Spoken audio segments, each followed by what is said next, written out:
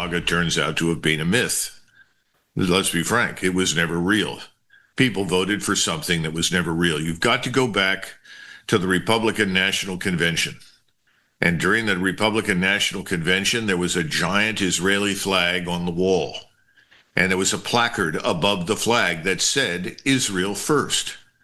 And then a gentleman walked out to the podium, ostensibly representing the Israel lobby, and tried to lead cheers for Israel first.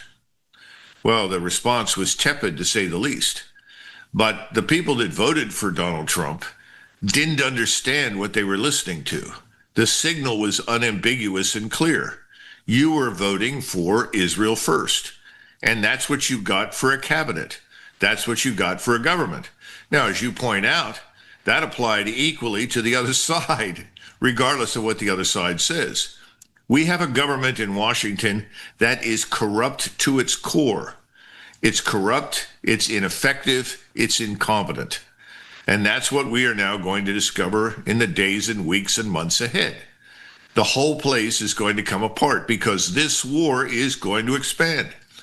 The family dictatorships that control the Arabian side of the Persian Gulf are not going to survive this. The Saudis are at high risk. Why are they at high risk? Why is King Abdullah in Jordan at high risk? Because there are hundreds of millions of Muslim Arabs that are saying this is unacceptable. This must stop. And you're going to see new governments come online. We are going to lose everything as a result of this overseas. We are inevitably going to be driven out of the Middle East, the thing that everyone said we were fighting to prevent. And we're going to watch Israel be destroyed day after day after day. In other words, the world is going to be turned upside down. Everything that we've supposedly worked for decades will be lost. Now, in the long run, this is a damn good thing for us. We need to get out of these places. We need to come home. And we haven't even talked about the potential for really bad things to happen inside the United States. Set aside the very likely financial meltdown that is coming.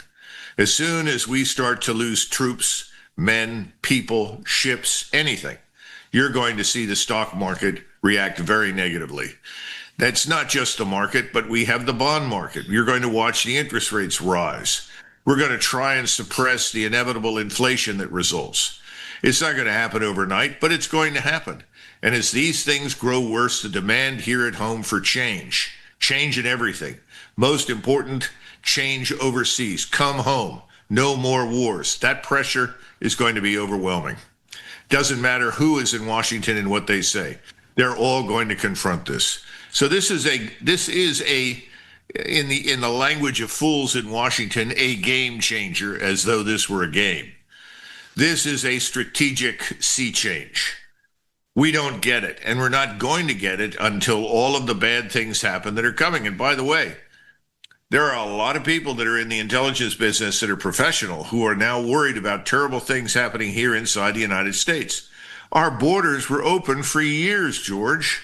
We don't know who's in the country. We have people worried about the explosion of a dirty bomb inside our borders.